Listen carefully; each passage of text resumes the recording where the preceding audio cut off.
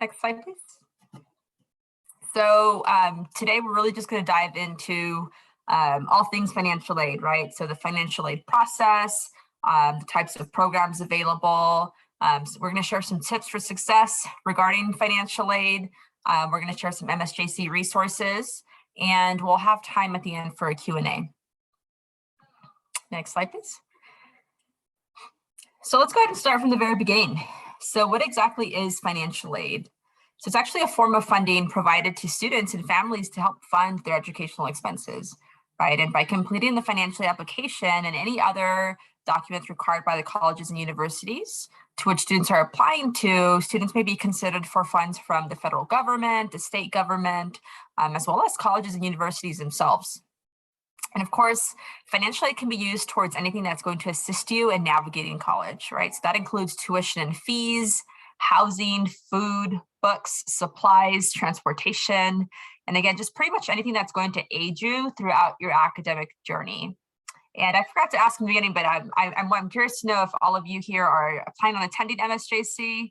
You can drop that in the chat, throw some thumbs up, any reaction on there to see if you are. We hope you are. Next slide, please.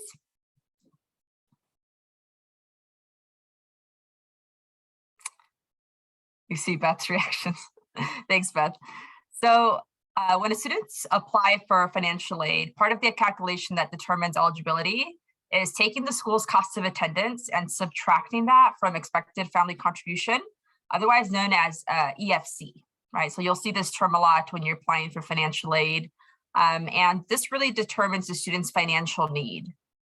So this all, of course, gets calculated based on the information listed on your financial applications. So that's why it's very important to be as accurate as possible to ensure equitable calculations and that we are awarding you everything that you're truly eligible for. Next slide, please. All right, so how to apply? So first I wanted to highlight that there are actually two different types of financial applications. And depending on the student's citizenship status, they'll either want to complete the FAFSA or the California DREAM Act application. So important to note that students will never need to complete both. It's always going to be one or the other. So students are eligible to complete the FAFSA if they are a US citizen, a permanent resident, an eligible non-citizen, or a T visa holder. And then students would complete the California DREAM Act application if they are undocumented, have a valid or expired DACA, U visa holders, have temporary protected status, or meet any of the other non-resident exemption requirements under AB 540. And if you're ever unsure on what these mean or which one you should be completing, you can always reach out to us. You can always visit the webpage, so studentaid.gov or the CSAC webpage to read more on those eligibility requirements. And also what's nice about these is that, say you go complete the DREAM Act, before you actually start the application process, you'll go through a series of questions that are going to determine your eligibility for that application. And it'll actually make a recommendation. So if you, based on your responses, you're a FAFSA candidate, it'll indicate that and redirect you towards that webpage and application. Next slide, please. So some of the areas that you're going to be asked when filling out the financial application, student demographics, school selection. So, with the school selections, you can actually list up to 10 schools on there. So we really want to encourage that if you don't really know where you're going, you kind of just fill all 10 slots anyway. There's no penalty for doing that. That way, when you make a decision, you'll be good to go. You can always revisit it too if you need to and make any corrections and update those schools. Then there'll also be a series of questions that will determine your dependency status, right? So if you are determined to be a dependent student, it'll then prompt you to enter parental demographic information. And financial information will, of course, be asked of both the student and parent for dependents or just the student's financials for independent students. And then, of course, sign and submit. Dependent students will also require a parent or legal guardian signature. Something that I did want to point out, though, is that sometimes there may be some special circumstances or you may struggle to understand certain areas in the application. So we really want to encourage students to reach out, especially if you know which school you want to attend, because financial aid offices have different processes or appeal forms to fill out. for different circumstances and ensure that your application gets processed correctly and on time. So if you are planning on attending MSJC and you feel like you have a special circumstance, not really sure how to proceed with the application, definitely reach out and we can walk you through that and assist you in that. Next slide, please. So for the federal aid programs, there's a Pell Grant, Supplemental Educational Opportunity Grant, Work Study, and student loans. So Pell Grant is awarded to eligible undergraduates pursuing their first bachelor's degree. And this award is based on the student's EFC, right, the estimated family contribution, and their enrollment status, meaning whether they're a full-time, half-time, or less than half-time student. So their aid award for Pell will get prorated depending on that enrollment status. And then the Federal Supplemental Educational Opportunity Grant, otherwise known as SEOG or FSEOG, is awarded to undergraduates pursuing their first bachelor degree or professional degree. And this grant is actually awarded to Pell Grant recipients with the lowest EFCs first. Eligibility criteria for this may vary between different schools. So it's really important to just know those specific eligibility requirements for the award. And award amounts can range between $100 to $4,000 per academic year. So Federal Work Study provides part-time jobs for undergraduate and graduate students with financial need, allowing them to earn money to help pay for those educational expenses. The program often encourages students to take community service work and work related to their course of study, but funding for this is limited. So we really want to encourage students to apply early and definitely before that priority deadline for FAFSA. There is a opportunity in the FAFSA application and the financial aid applications in general, actually, that will allow you to indicate if you're interested for federal work study. So we always want to just encourage, if you're unsure, you can indicate yes, there's no penalty for that. That way down the line, when you decide to, if you do want to pursue it, it's already on the application for you. And then educational loans will typically either be direct loan or direct plus loans. So direct loans may be both subsidized and unsubsidized. So subsidized loans do not accrue interest while students are in school or in deferment. But to be eligible, students must demonstrate that they have a financial need. And on the other hand, unsubsidized loans do accrue interest as soon as the loan is taken out, meaning while you're still in school. But this type of loan is not based on financial need. So that's the difference. And then interest rates, of course, vary per academic year. So if you're doing a federal loan, you can always visit studentaid.gov to see what the loans are for that academic year. If you're going the private route, just really important to understand those rates. And then annual loan limits vary based on students' dependency status and grade level. So you can also find those on the web. And direct loans do have a 6-month deferment period after students graduate, which they do not have to start making payments on the loan until 6 months post-graduation. So that's something to consider as well. Next slide, please. So for the state aid programs, we have the California College Promise Grant, otherwise known as CCPG. There's Cal Grant, the Student Success Completion Grant, and CHIEFI grants. So the California College Promise Grant is a non-cash grant, usually referred to as a tuition fee waiver for eligible California and AB 540 residents attending California community colleges. So this award is typically awarded, there's different criteria, but it's typically awarded to students who meet certain income criteria. And then the Cal Grant is a cash grant awarded by the California Student Aid Commission, otherwise known as CSAC. And to qualify, students must complete their FAFSA or DREAM Act application by the deadline, which is typically March 2nd, and meet the eligibility and financial requirements, as well as any minimum GPA requirements. So Cal Grants can actually be used at any UC, CSU, or community college in California, as well as some qualifying independent and career colleges or technical schools in California. There are 3 types of Cal Grants. So there's an Cal Grant A, B, and C. And eligibility will be based on the FAFSA or DREAM Act responses, students' verified Cal Grant GPA, and the type of California colleges listed on the financial applications, and also whether you're a recent high school graduate. So that's important to highlight, especially as our group here, I think, are all high school graduates soon to be.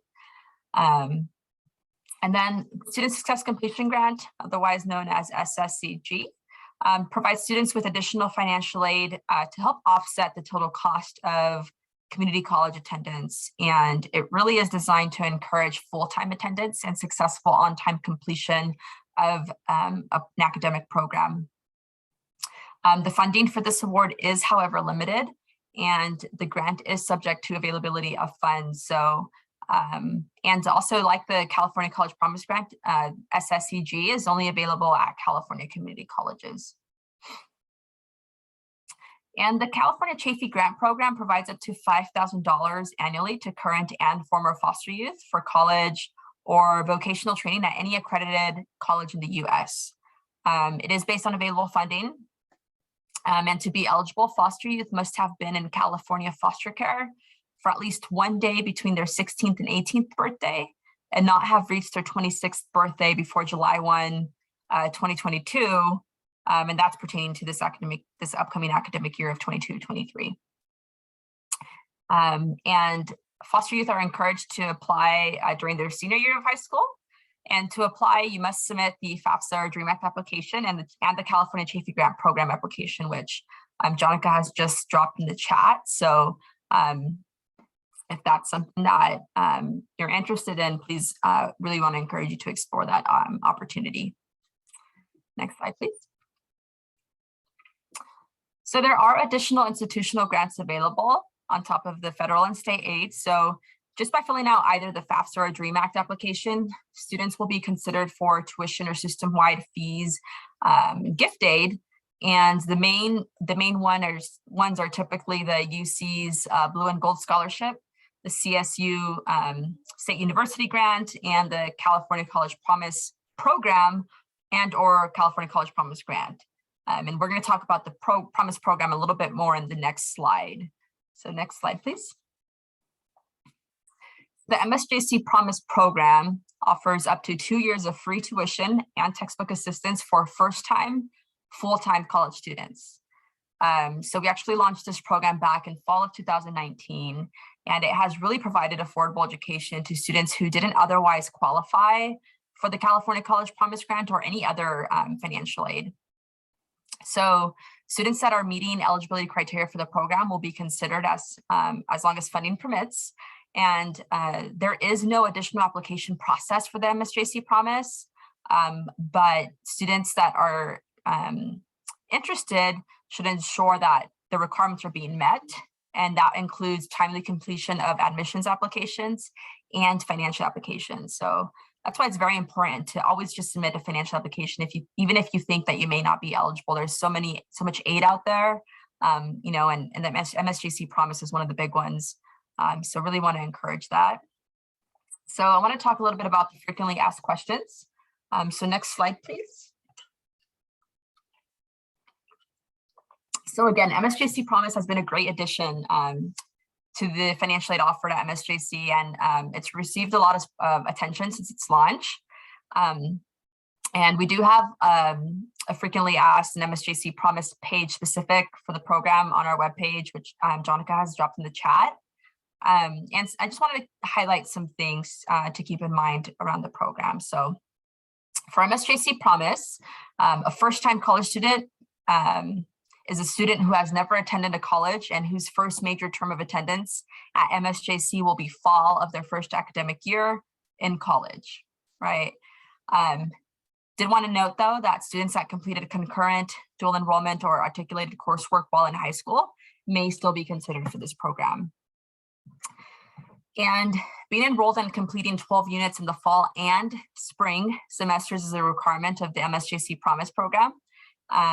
You know, sometimes we receive inquiries from students wondering why they weren't awarded the Promise, but they were enrolled in less than full time. So that's really important, again, just to encourage on-time completion of programs. And again, there is no specific application process for MSJC Promise. Students meeting eligibility criteria will automatically be considered, given that we have their admissions application and their financial aid application on file. And then something about the MSJC Promise Program, it's different from California College Promise Grant in that it works more so like a reimbursement, right? So students who are not eligible for CCPG or any other financial aid will be required to pay for their tuition out of pocket at the time of registration.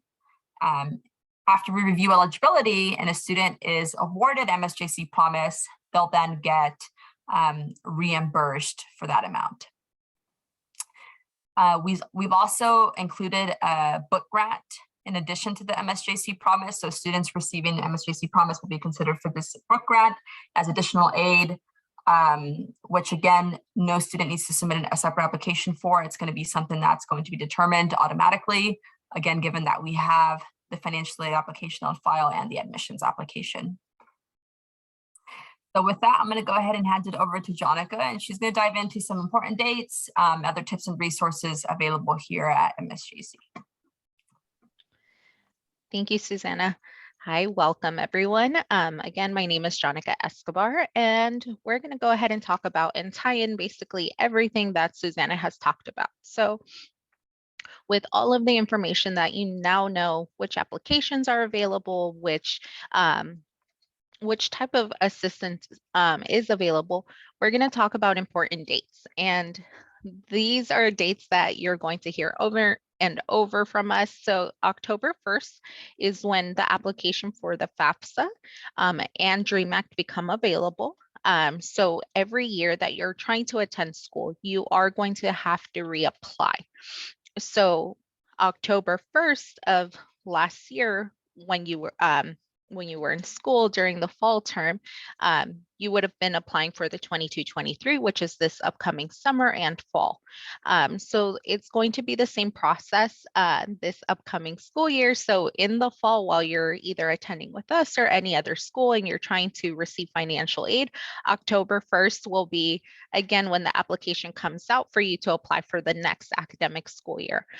So it's important to apply early because as Susanna mentioned, there are some grants that are limited funding and first come, first serve.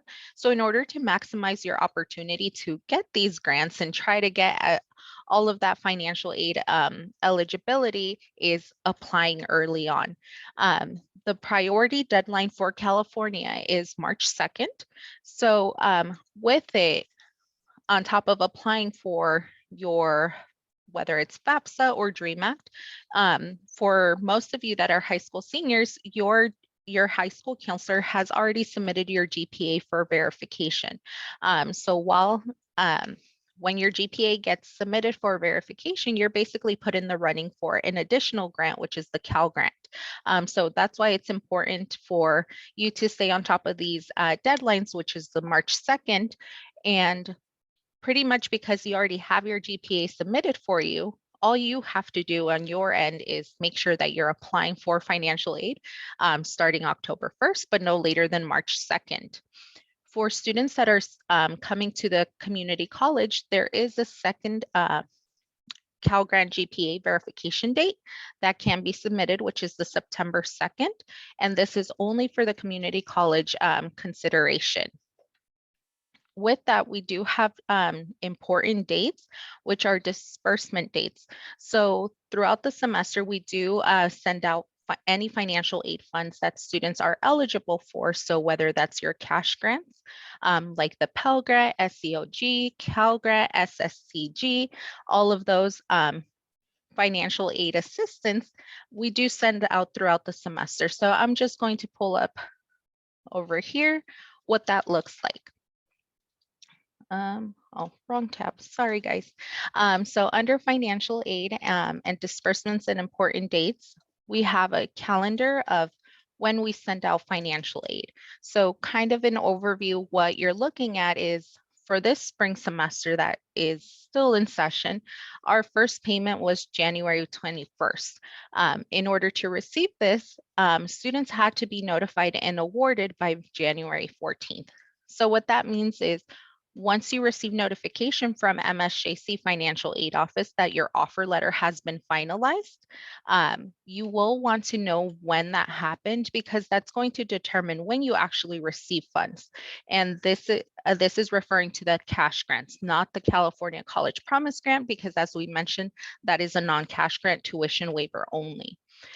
So if you are eligible for things like the Pell Grant, SEOG, Cal Grant, or any of those cash disbursements, it does tell you right here, you'll receive your first portion, your second portion, and then the remainder. So you just want to be mindful of those dates. Okay.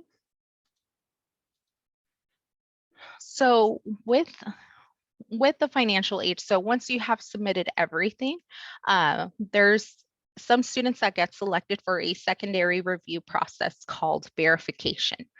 So what verification is, it just means we're just making sure that all of the information you provided on your application is accurate, or if anything needs to be updated, we go ahead and update it based on the documents that you received.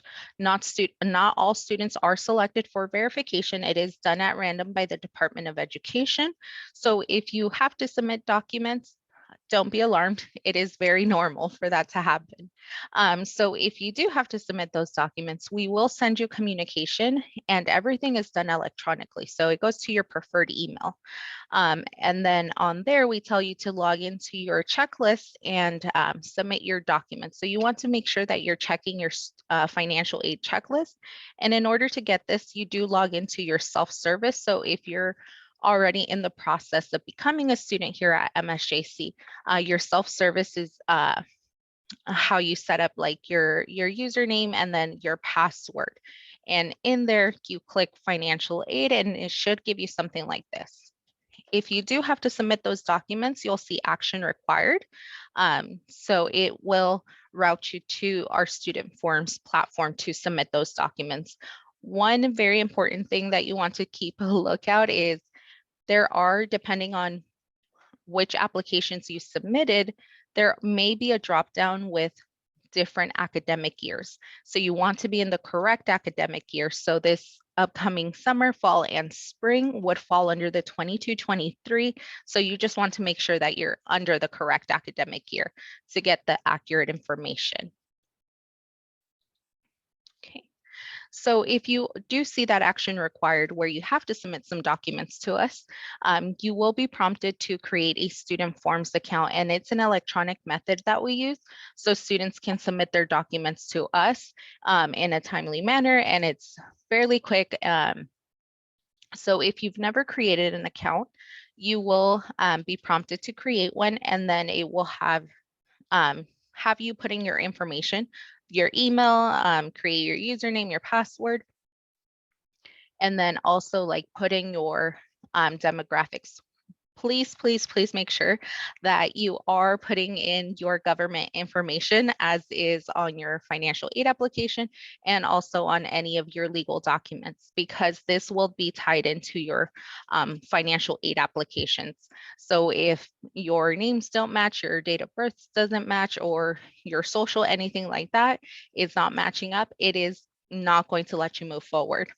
If you're considered a dependent student, one of your parents will need to create also a student forms account so they can sign some of your verification documents. And they just need to make sure that their information matches up as well. One of the neat features with student forms is that you have the option to type in your phone number and receive text messages. So I know we're always on our phone, and it's super easy to opt into those, and you get the notifications that there may be some documents pending. Anytime we make any revisions or we accept a document, you get notifications of those. So once you do all of that, you can click create an account, and it should move forward. So now that you have basically gone through the process of applying, submitting your verification documents, and you get notification from us saying that congratulations, your offer letter is available for viewing. This video is going to give you an overview of what we're looking at. So I'm going to go ahead and play that for you. To begin, on the MSJC.edu homepage, toward the bottom right under My MSJC, click on Self-Service. Oh, I'm sorry, guys. Trying to make this bigger.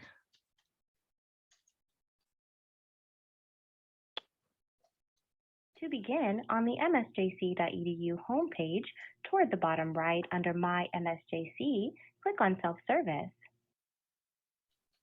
You will be prompted to log in with your username and password that is also used with Canvas, and click on Financial Aid. From your financial aid checklist, you may view your current offer letter by clicking on Review Your Financial Aid Offer Letter. At the top of the page, you will see a link with the option to download and/or print a copy of your letter. Your offer letter will give you other important information in addition to your listed awards. As you scroll down, you will see some key terms like budget, EFC, or expected family contribution, and need, which are populated based on your FAFSA application. Your budget is the cost of attendance, which is made up of the average amounts calculated for direct and indirect costs. Your EFC, or expected family contribution, is based on the information you submitted on your FAFSA. Your need will be the difference between your budget and EFC. The different types of financial aid awarded go towards fulfilling this need. Your Pell entitlement is based on your EFC and enrollment status. If eligible, you will see the annual amounts you qualify for under the different enrollment statuses. To be eligible for the maximum award, you must be enrolled full-time, which is 12 or more units. Please keep in mind that all amounts listed on the offer letter will reflect your eligibility based on full-time enrollment.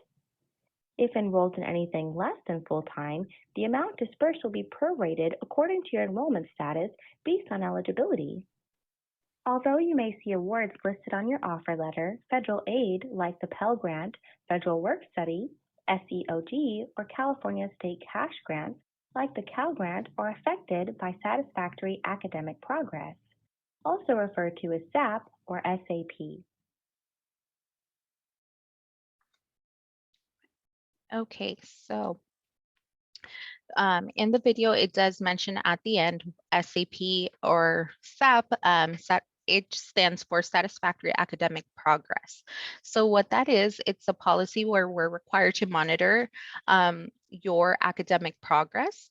And basically at the end of each term that you attend and earn any type of letter grades, you must maintain a 2.0 GPA cumulative and complete 67% of your units attempted. So that means whatever classes that you're taking, you are not excessively withdrawing from the classes or failing, because then it could put you in a situation where you might lose your eligibility for financial aid. The other part of it is to complete your educational program within the unit, the maximum unit timeframe. So depending on what you select as your program of study, or you may hear it as your major, it will determine what that maximum time frame is. So there's certificate programs, there's associate degrees. So both of them are going to have different unit count because they also have different requirements within the time span to complete them. So one of the big things that we tell students is really try to understand and be aware of what these policies are, because not meeting these requirements can result in the loss of eligibility for your cash grants. So that refers to your Pell Grant, to your SEOG, Cal Grant, and your SSCG.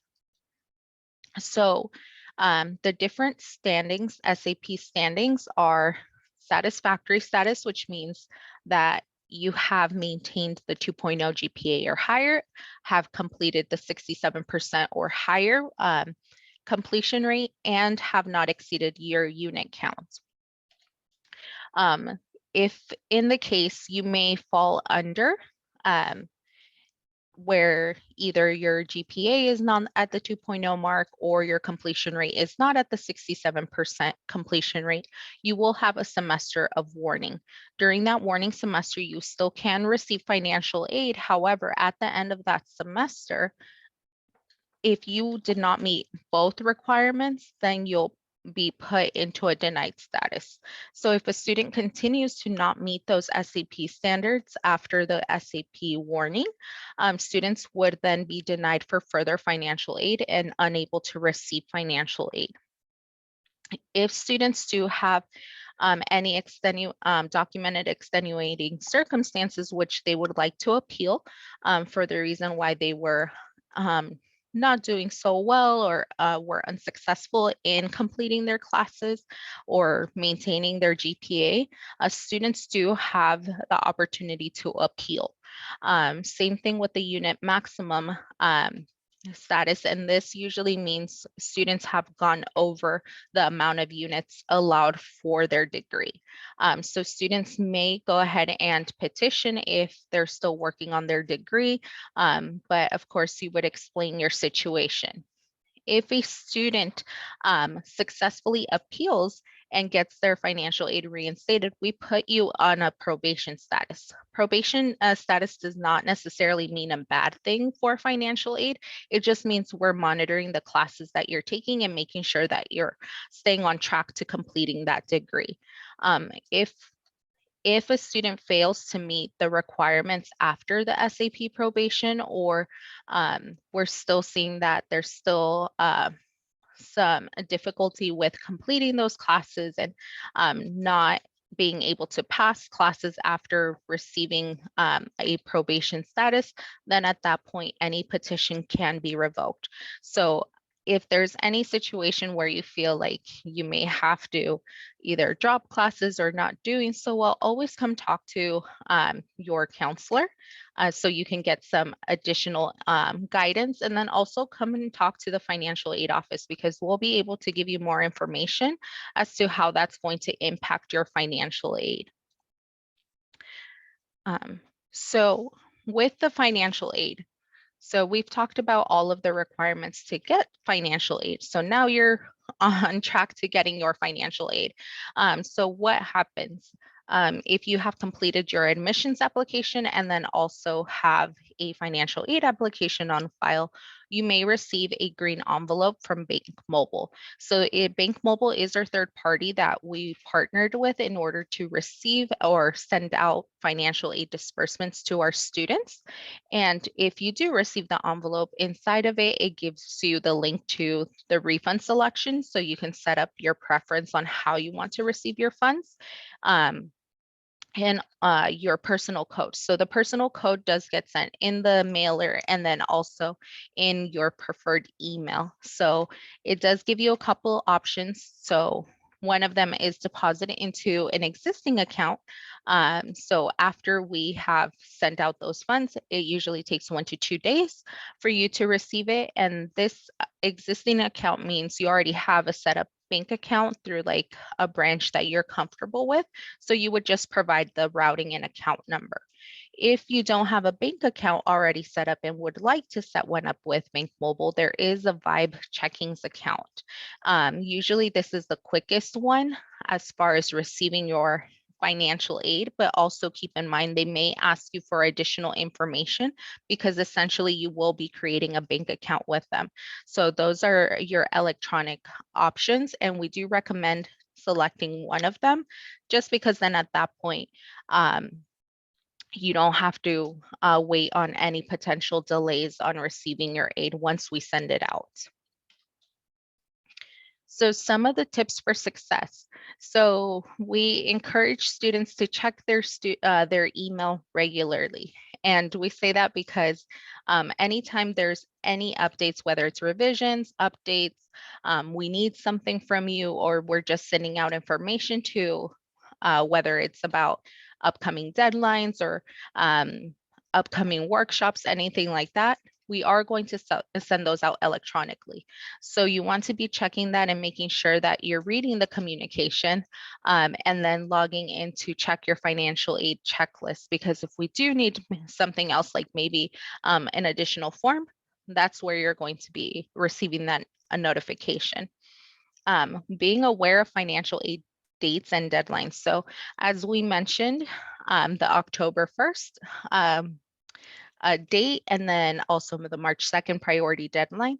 There are also institutional deadlines. So we have things like document deadlines. So if you're not meeting those requirements or the requirement of submitting your documents on time, or if you're appealing for any reason, whether it's like an expected family contribution appeal because your parents experienced a significant loss of income from one year to the other, so you want to get your financial aid reevaluated, or any other type of special circumstance that you may need to appeal for, there are deadlines for those. So making sure that you're aware of those so you don't potentially forfeit your financial aid that you could have been eligible for.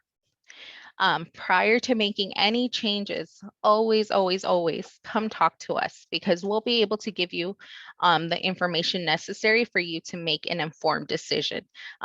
We wouldn't want you to do something and then later be in a situation because you didn't have that information with you. So anything like changing or withdrawing from classes can potentially result in an overpayment where now we may have to request some of that funding back from you. So before you do any major changes or anything to your classes, please come talk to us. We'll be able to give you that information. Also, register for classes that are on your educational plan. So we talked about the unit maximum with SAP, and the reason why we encourage you to only take those classes that are on your educational plan is because after so many units, we are going to put a cap on how many units you can take to receive your financial aid. So if you end up taking a bunch of different classes that don't meet the requirement for you to receive your degree, now you may be in a situation where you're no longer eligible for the additional funding because you didn't follow that educational plan. We ask that you refrain from excessively withdrawing from classes. So anytime that you're taking a class and it shows up on your transcript, whether you take a W, a failing grade, a passing grade, all of those classes are going to affect your financial aid eligibility. We do say that withdrawing does look better than a failing grade. However, it still impacts you as far as your completion rate, because we do need you to stay above that 67%. So you don't want to just be adding a bunch of classes and then dropping them, because that will affect your eligibility in the future. And then also the last part of it is being aware of that SAP status, because that SAP status is going to follow you throughout your academic career. Each school calculates your SAP, so you want to be mindful of where you're at and making sure that you're understanding those policies. Okay. So the impacts to financial aid eligibility. So the first thing is you want to submit your financial aid application annually. So every year that you want to attend school, you want to have an application on file. So again, October 1st, it opens up. March 2nd is the priority deadline. So before October 1st, if you're coming to MSJC, you'll be receiving emails from us letting you know, hey, the application is opening up soon. Make sure that you complete it. And then throughout the semester, before the March 2nd priority deadline, we'll also be sending you email communications saying, hey, make sure you complete your financial aid application. Just because we want to make sure, again, that you're maximizing your financial aid eligibility. Your SAP status. So again, we're going to stress this one a lot because you do need to make sure that you're completing your classes that you're attempting, you're maintaining your GPA 2.0 or higher, and then also maintaining completing your program within the time frame. So again, each program is going to be a little bit different because of the unit requirement to complete that degree. So just be mindful of those things. If you ever have questions on SAP and how that's calculated or anything like that, you can always come talk to us and then we'll be able to assist you. Your enrollment status. So in the offer letter video, we talked about how different enrollment statuses have different eligibility. That also applies to each student is going to be different in that sense, because some students may qualify for financial aid only if they're in full-time status. Some students may qualify if they're in half-time or less. It all varies student to student and their eligibility. So you want to be mindful on that. And then also if you change your enrollment status, so if you started out as a full-time student and then dropped to a half-time, things like that do affect your eligibility. And then in order to receive the full amount, of course, you have to be in the 12 or more units. Institutional deadlines. So as we talked about, some of the documents and appeals do have a deadline. So we do ask students to be mindful of those things. So whenever we send out that communication through emails, or if you're requesting an appeal through your student forms, it does give you that information. So just making sure that you're submitting everything on time. So we do offer workshops throughout the academic school year. So if you are from one of our high schools that are within our area, we do high school application line by line. So you may have seen already the applications for the FAFSA and the DREAM Act on how to complete a financial aid application, and a financial aid overview, which gives you pretty much all of the information that Susanna went over earlier, but a little more in depth. So we do have those available, and we also have those available for our students that are attending with us to be able to complete their applications, or if they have questions on how to do it, they have us as a resource. SAP 101, so SAP, for some students, it is difficult to grasp how it works and all of that. SAP 101 is a great opportunity for students who really want to understand the policy itself and then go more in depth to attend those. For students who may be looking at petitioning because their SAP isn't where they need it to be, we do have an SAP petition process workshop as well, catered specifically for our students who need to do that appeal. Throughout the semesters, we have Getting to the Money. So this is a workshop that basically goes through the process of start to finish, as far as like your self-service, checking your financial aid checklist, how to navigate through the student forms, and all of those things, and answering those questions as to why you may be stuck in a certain situation or process throughout the time where you're completing it. So Getting to the Money is a great resource to attend if you have any questions or just want to get more of a overview of how to navigate those different things like our student forms and self-service. We also have Financial Aid Literacy Month, which is usually in April, and we have different topics that we cover, anything from budgeting, transferring, credit, all of those. So there are different workshops that I encourage any student who basically wants to be financially responsible to really go to those workshops, because they cover a lot of great information. And we also have it on our website. So Susanna, if you can drop it in the chat, you're always more than welcome to just take a look through our website to see what workshops are coming up if you want to attend any of those. Here at MSJC, we do have scholarships available for our students who are either continuing or transferring.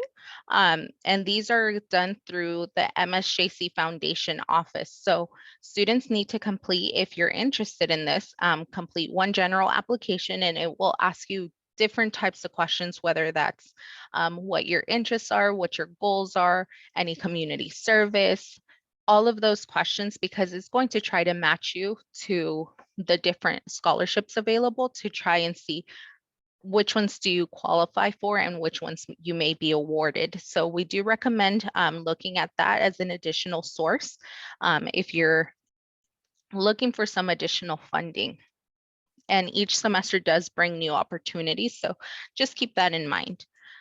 We also have within the MSJC Foundation department, we have a Pledge for Success, which is a basic needs initiative that helps our students with various things like emergency food, books and supplies, professional clothing, basic hygiene items, books, and other supplies. Usually the way that students get awarded, if they self-identify to one of the staff members that, they are experiencing some sort of hardship, we try to find ways to assist our students as best as we can. Okay, and we are coming to the end of our presentation. So if anything that we talked about, you still have questions or you want to contact us, even if you're not attending MSJC, we are still a resource to you. So make sure to take advantage of us while we're here. We have our phone number. So we are open Monday through Thursday, 9 till 5 with live representatives. So if you have any questions, you can always give us a call, even if you're stuck on something. You can always give us a call. You can email us. Our webpage, you can always go on the MSJC Financial Aid webpage, and it has basically all of the information we have gave you in this presentation more in depth. And then if you would like to set up a one-on-one with a financial aid representative, we do have virtual appointments as well. Usually these are more for students to get that individual personalized one-on-one attention. And with that, I'm going to open it up for questions. Does anyone have any questions?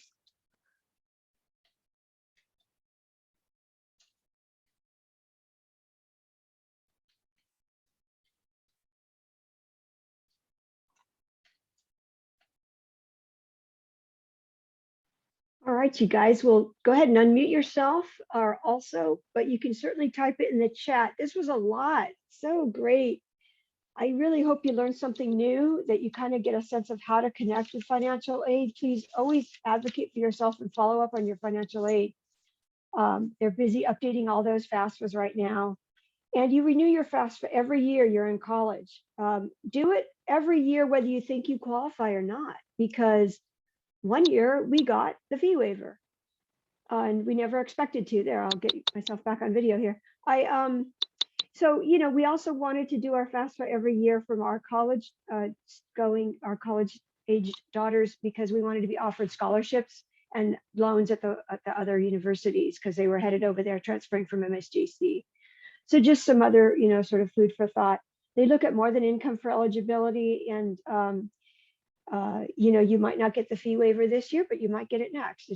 It's all because, your situation changes in your household, and so does the federal government's formula. So what questions do you have? Probably everybody's thinking of the same thing. So share the questions. Yeah, go ahead. And I just wanted to touch on something that you mentioned, Beth. I know that COVID has impacted all of us, including our parents.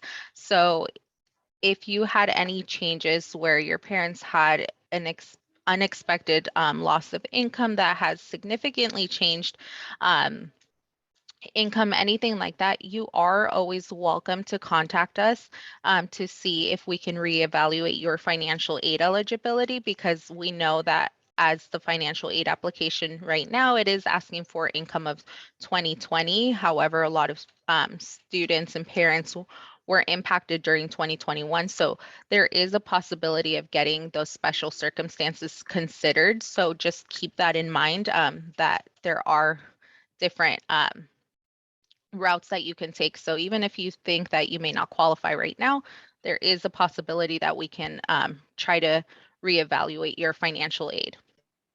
There is a question in the chat from Alexa. Do you guys want to read that? And then also Rohan, do you want to catch that? Wondering who you could get in contact with regarding choosing your courses for fall. Hey, hang back, Rowan, and I'll show you the website. You can do that through the hub. And then I was going to ask everybody, is there something on the website you wanted us to show you? So we'll do that, give you a visual. But financial aid shows no FAFSA information for you, Alexa, and I'm saying your name because it's to everyone here on the chat, but you use your social and you put MSJC school I wish to attend. You guys have an answer for Alexa? You looking at it on student aid, is that where you're seeing no information? If you're looking at it there, okay, but it's saying successfully processed.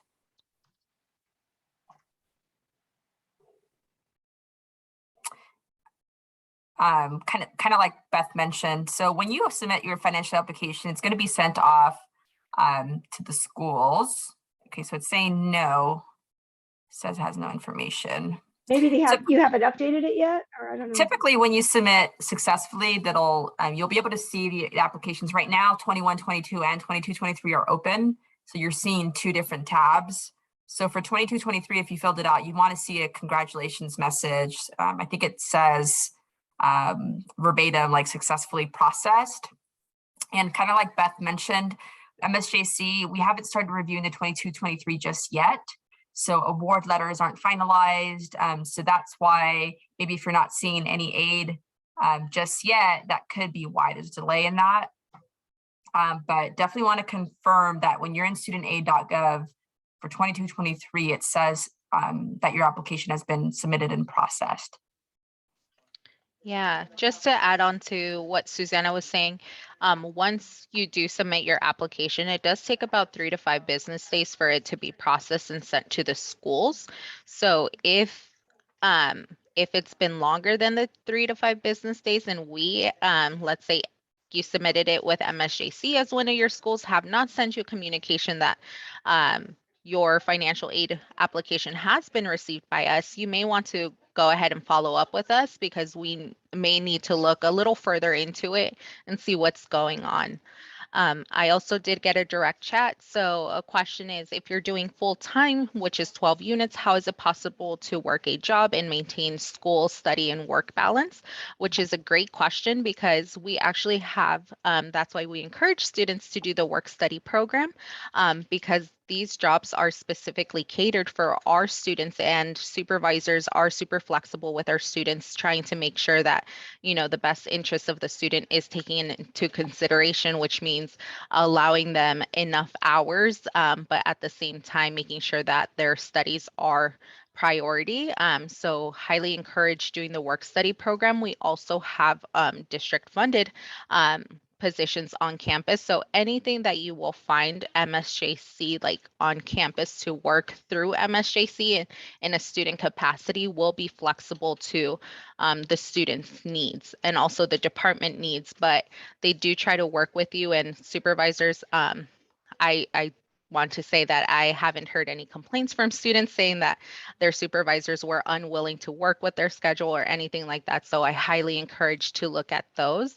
If you're looking outside of MSJC, I really can't say much, because I'm not sure. That will all depend on the need of the company and or wherever you're applying. And then when it comes to college refers to units, how does that represent classes? What is the ratio? So I'm not 100% sure what the question is, but I'm going to answer it how I think it's referring to. So each class is a different unit count. So generally our classes are ranging, averaging about 3 units.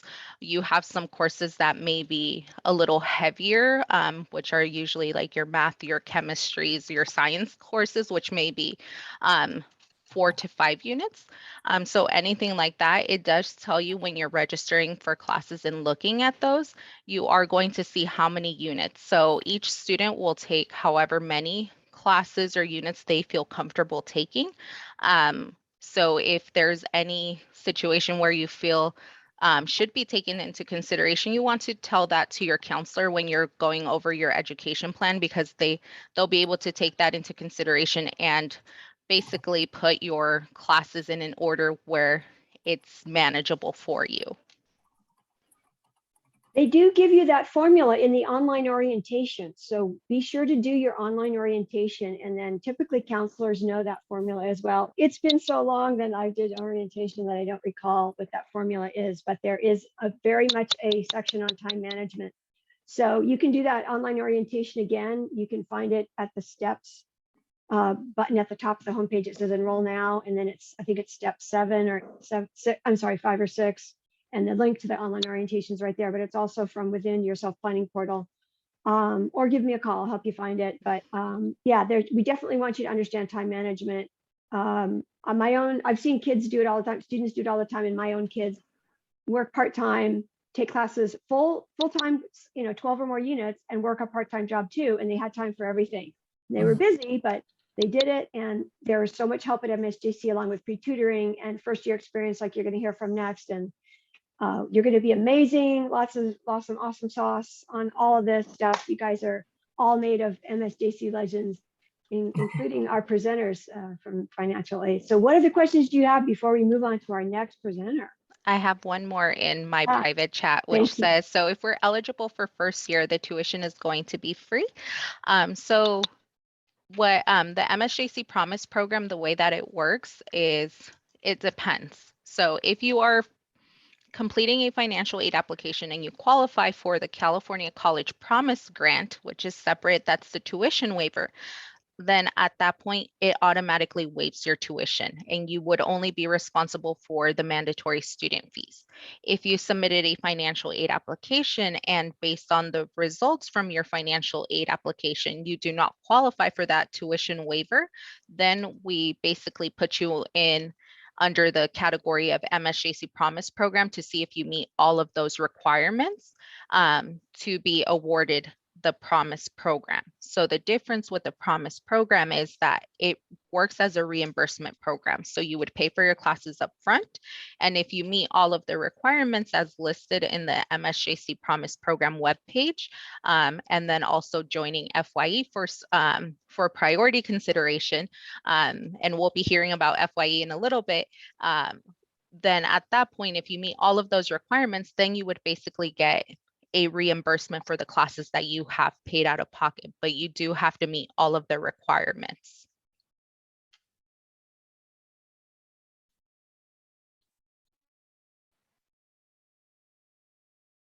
All right, any other thoughts come to mind? There are scholarships. Our own foundation gives away thousands of dollars in funds for your college. Don't be shy about asking where the money is for college, because there is money for college. You just have to apply for it. Even after you register for classes, California has higher education emergency funding that you can access that application after you're registered in classes at the Student Support Hub. I put that in the chat, that link. And look for book vouchers. Look for, because that's, there's a book voucher scholarship, I believe. A lot of the books are electronic now, so you don't have to pay for them. And our library, has every book you need. Our library, by the way, will even loan you technology, the laptops. And don't be afraid to take a photography class because you don't have a camera. Often our departments will loan you a camera. So, and you can use our software and things like that. Good stuff. So keep showing up to these things. Keep showing up to financial aid's free, workshops. And advocate for yourself at MSJC. Thanks you guys for coming. Thank you, financial aid. Everybody clap for financial aid. Yay. Thank you, everybody. Thanks for having us, Beth. And thanks for coming, and congratulations on graduating high school and moving on to your next endeavor. Super excited for you. We hope to see you here at MSJC. Absolutely. Bye, everybody. Thank you. Hand it over to FYE, I believe. Yes, Alberto Jimenez is here Albert Jimenez is here, counselor and coordinator for the first year experience program. And I'm sorry, I don't know if you're a director, but if you would tell us your title and tell us what FYE is and how awesome it is. Absolutely. Thank you, Beth, for having me here. But before I start, can you give me access so I could share my screen too? Yes, I did. Awesome. I spaced doing that. So welcome, seniors. Great to have you, and it's great to be here.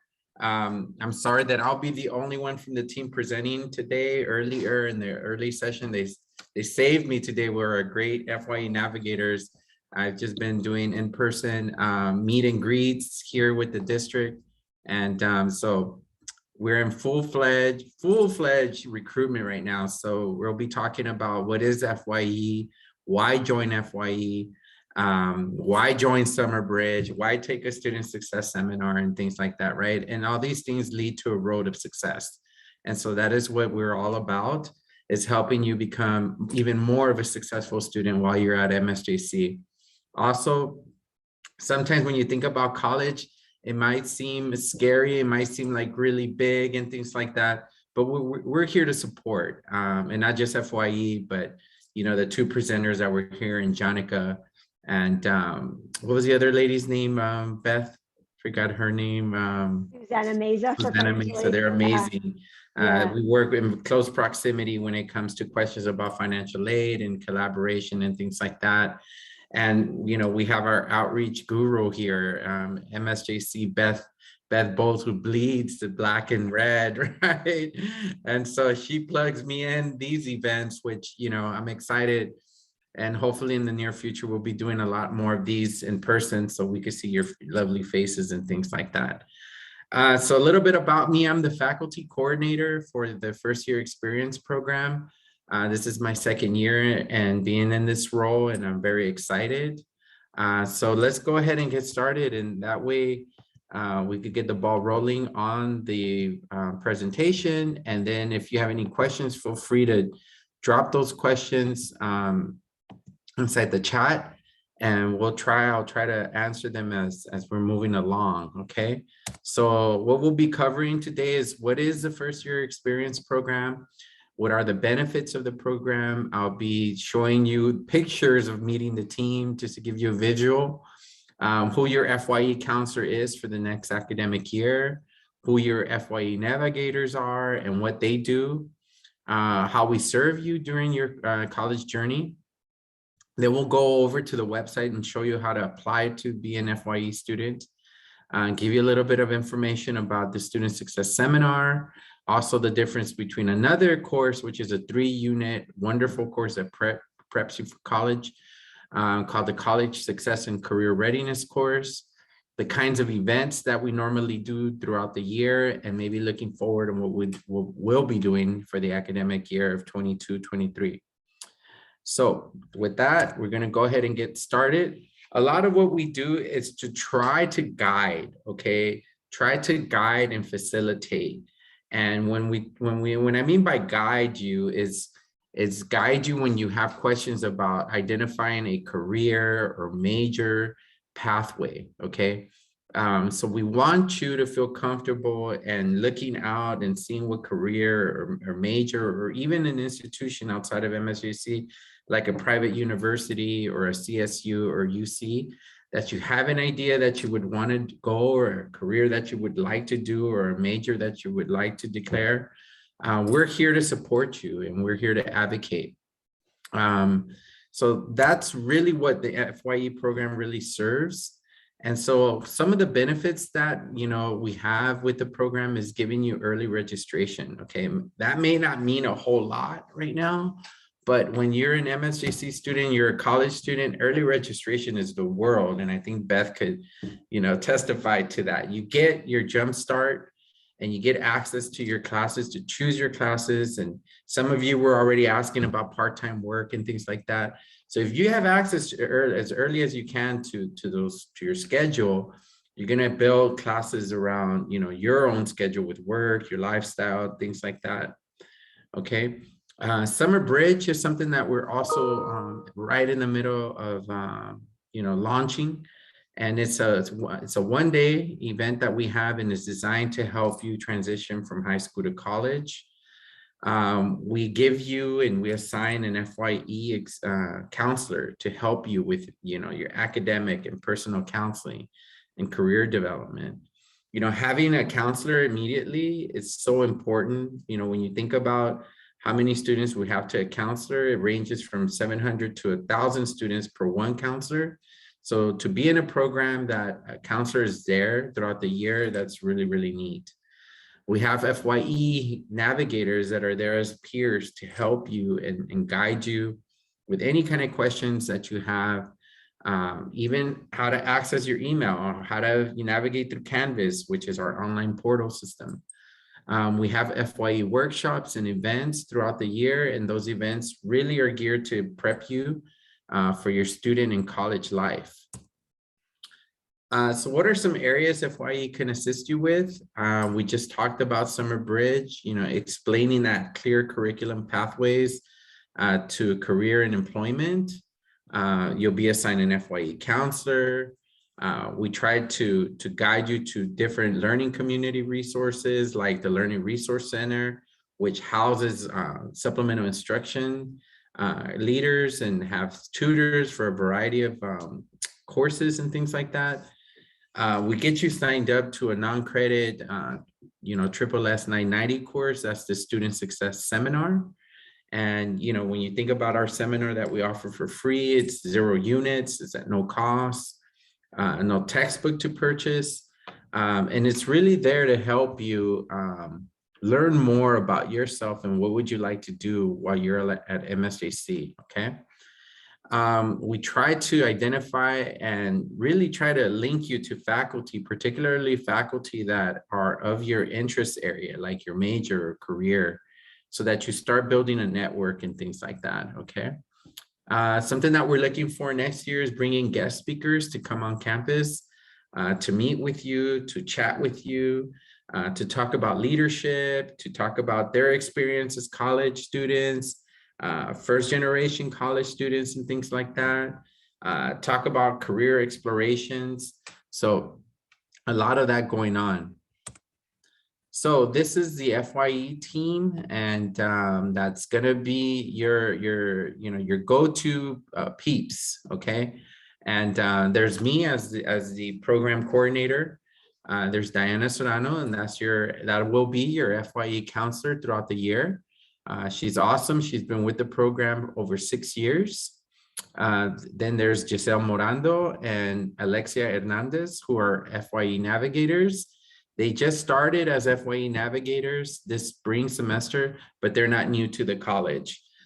They've been with the college as students. They've been working with the college and as success coaches and as mentors. And let me tell you, if you want to know about MSJC, Giselle and Alexia know it, okay? And I'm even learning from them. So it's great to have them as navigators, and they're great go-to individuals if you have questions on anything related to the MSJC. So what does your FYE counselor do for you, and how do you work with your FYE counselor throughout the year, okay? Well, they're gonna help you complete an ed plan. An ed plan is your blueprint that leads towards your graduation, towards your major, towards your career, okay?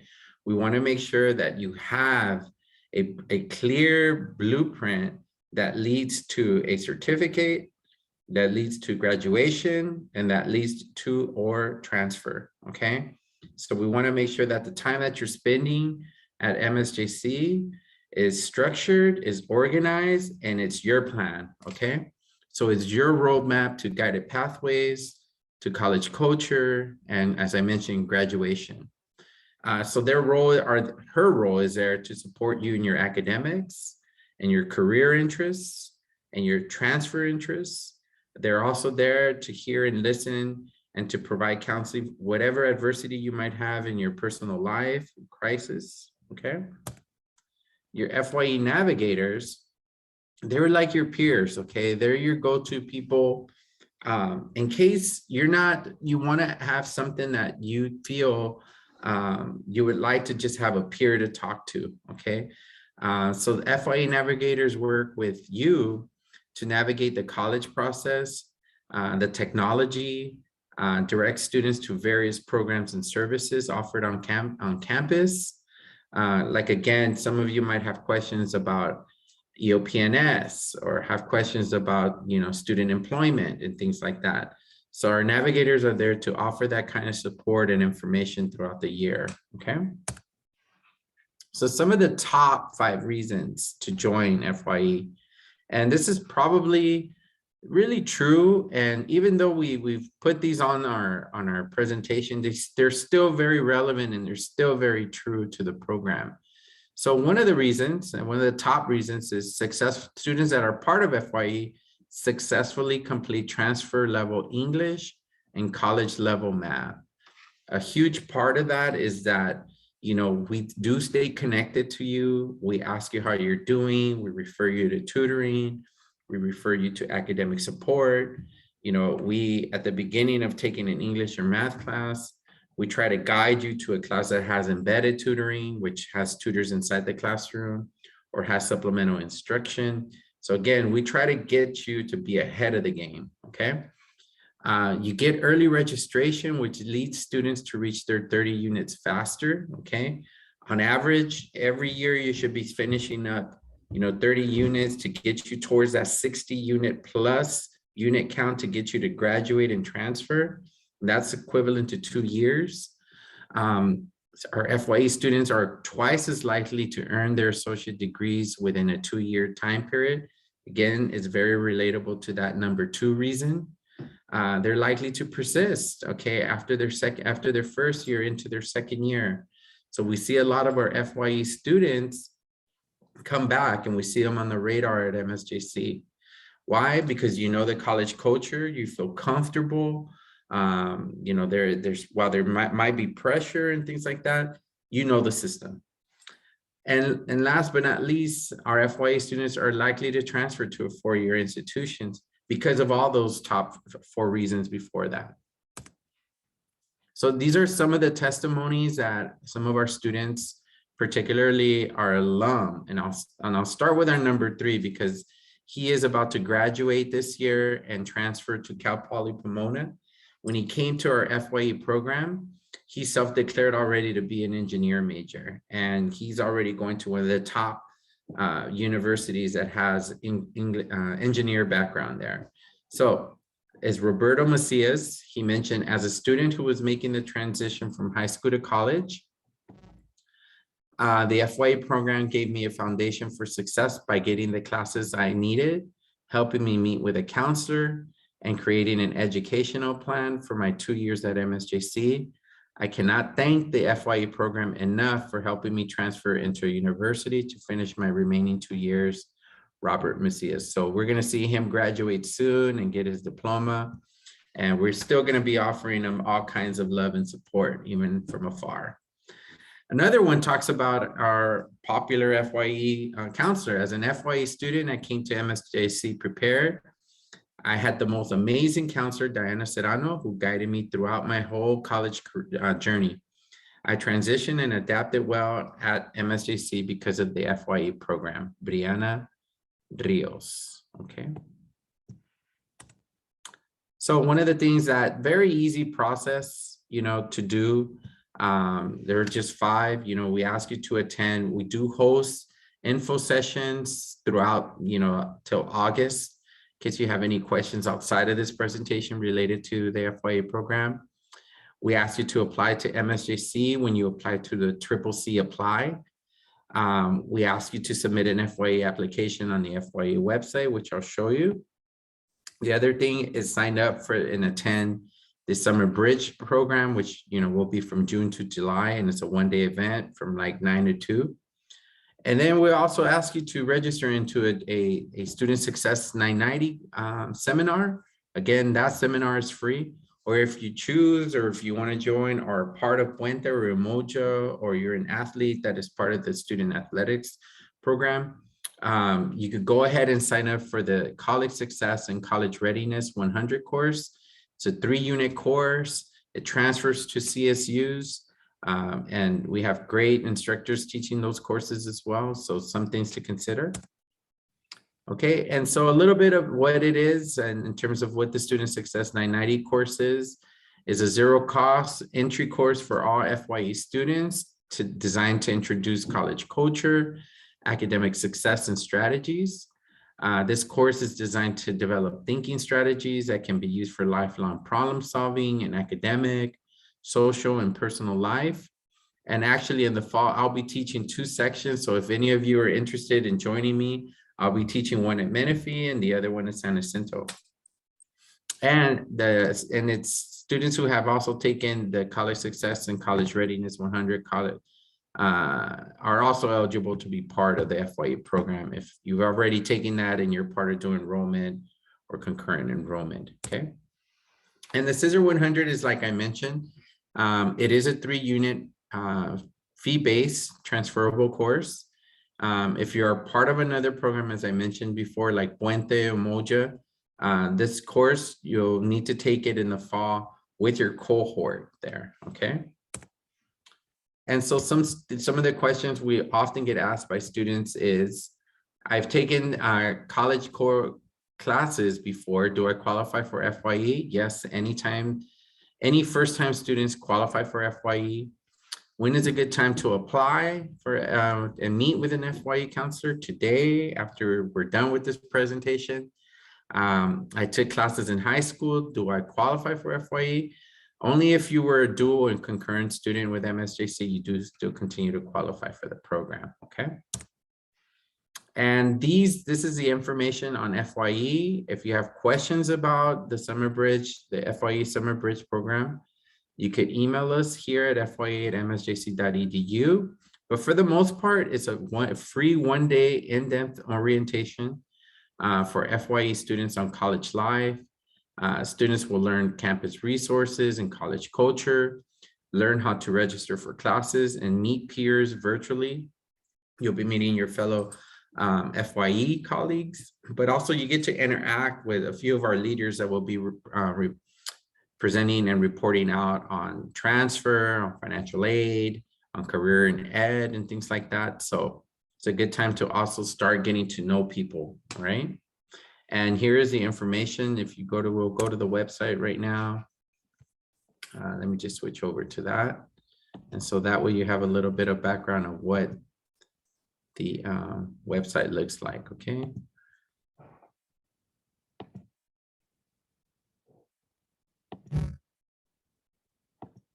Okay, so if you go to msjc.edu/FYE, you'll come across our website here, and it's completely revamped. And this is something that our navigators also did a great job in terms of giving it a nice, friendly look, okay? There are steps on how to enroll. And if you click on that, our application is there. And basically what you want to do is, you go to the step 1, which is pretty much the enrollment on how to enroll to MSJC. After that, you go into FYE application, and it's basic information: your name, your last name, your birthday. Make sure you apply with your MSJC student ID, a phone number that we could contact you, a second one. And for right now, you could go ahead and use any email that you're using, like a Gmail or iCloud or something like that, that we could get a hold of you to make sure that, we're communicating with you and we're able to give you an update on your application, okay? And right now, our turnover in terms of responding to students, it's actually pretty quick. We normally respond to students in about a week or less than a week in terms of giving them information on where they're at in terms of their application. So if you have questions or have follow-up questions like, hey, Mr. Jimenez, what's going on with my application? Did I get approved? Chances are I'll ask you to either check your email first to see if there were any updates given to you, or I'll go ahead and start looking at you up right away and see where you're at with that. Summer Bridge, again, it's information regarding to Summer Bridge here, and this is where you'll need to sign up for Summer Bridge. These are the dates and times. Again, we have quite a few sessions. I'll let you know right now. The June 13th, Summer Bridge is already maxed out at 60 students, but from the 15th and on, we still have open slots. So just make sure you want to register. Click here for the Summer Bridge registration process, and that way we get you on, okay? There's information about the counseling with Diana there as well, and how you could schedule an appointment with her. And, once you feel comfortable and you want to reach out, you could go ahead and already reach out to her and just let her know that you're an FYE applicant and you just kind of want to get a jump start in introducing yourself. And if you have questions related to, what's going to happen with Summer Bridge, what's going to happen with the fall semester, she'll be more than happy to assist you. Or you could also email me as well, okay? And we'll set up a Zoom session. If you want more information, beyond this presentation, you could click on the information sessions, okay? Sorry about that. My computer's a little slow. While it's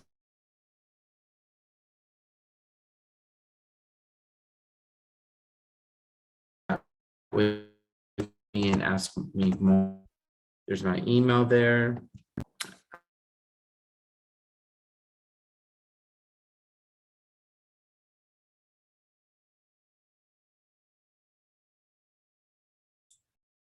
So his audio is a little laggy. I don't know if you can hear me. I put his email in the chat.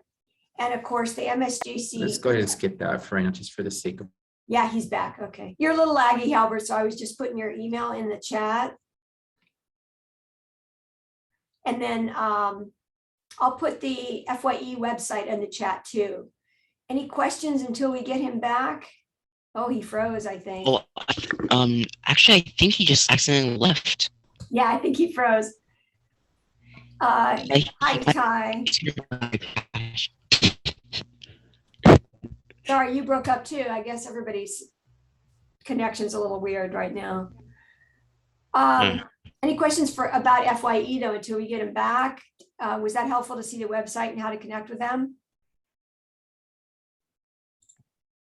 Sorry, Beth, I seem to have lost you internet here. You're back, good. Back. Sorry about that. Everybody's a little laggy right now. I think that I was just asking if they had any questions, and I put your MSJC FYE website in the chat and your email. Okay.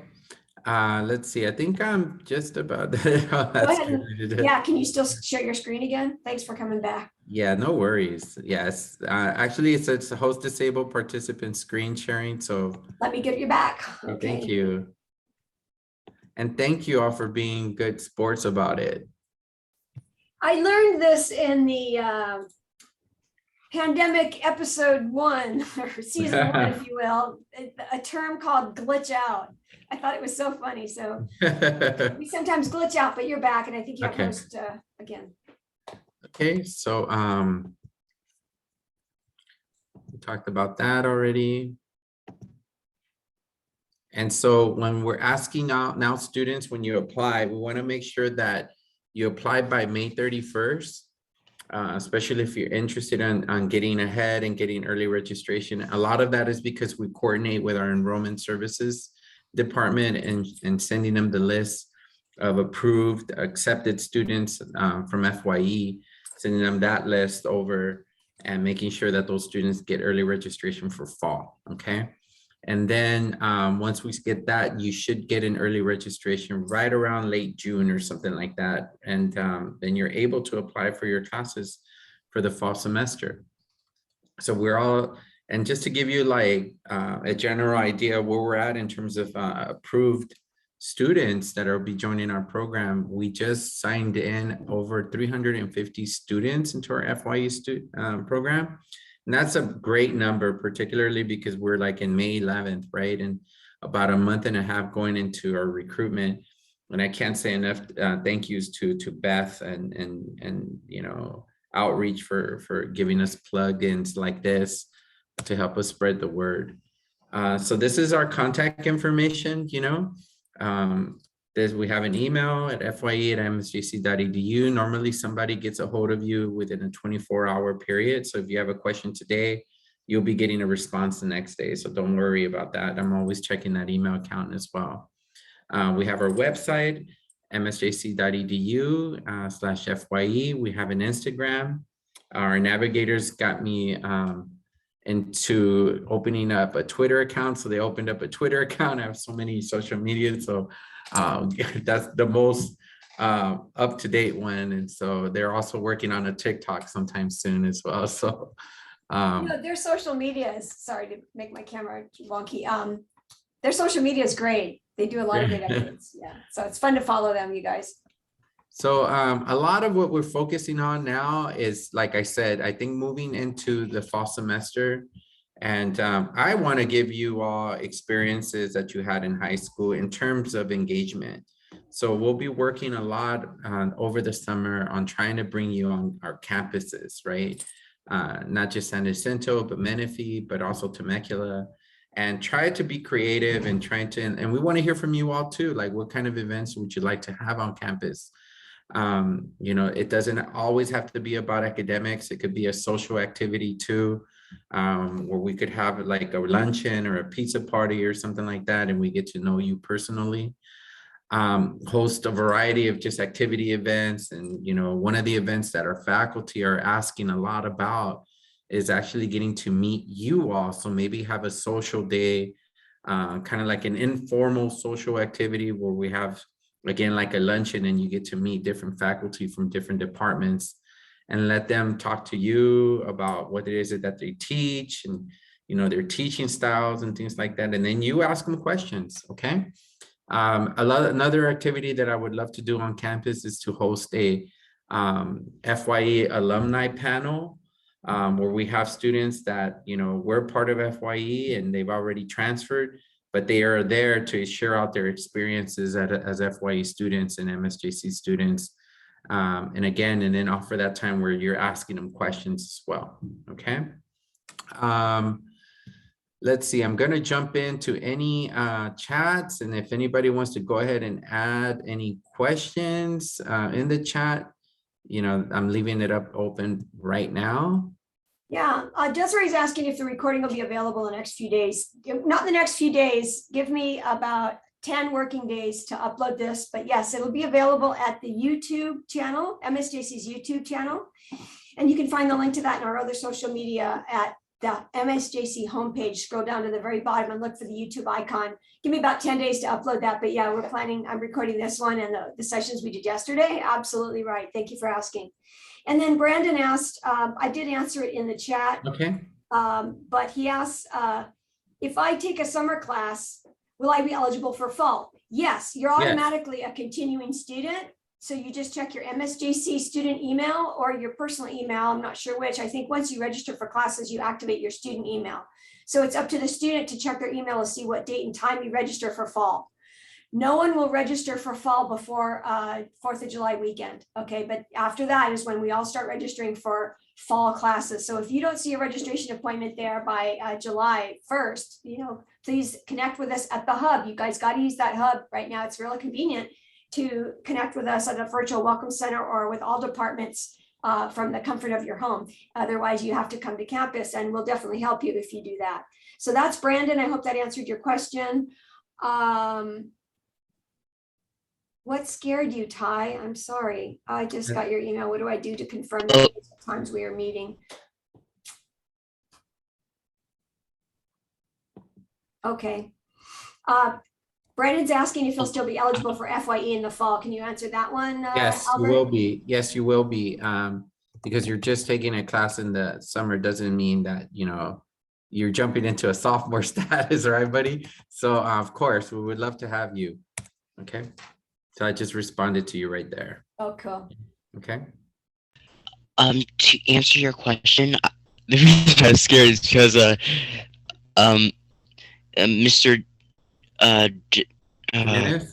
Jimenez, thank you, popped out, and I wasn't sure when, so I was just reading, and next thing you know, he pops up and I hear him. So that actually just scared me. Okay, now I'm okay. Thank you so much for worrying. Angelina has a question. Okay. You see that one in the chat? I see it there. So Okay. you're asking if this is, would this be considered as an FYE 1 hour info session? Absolutely. If you got all the, if I answered and I was able to provide information, Astoro, this is your info session, all right, Angelina? But, you know, if you want to join, if you have more questions that come up, there again, there's info sessions being held from now all the way to August, all right? So if anything comes up, feel free to jump in, you know, how can I, there's never enough information about our great program, right? But so, you know, if you want to jump on another info session, feel free to, okay? All right, thank you. You're welcome.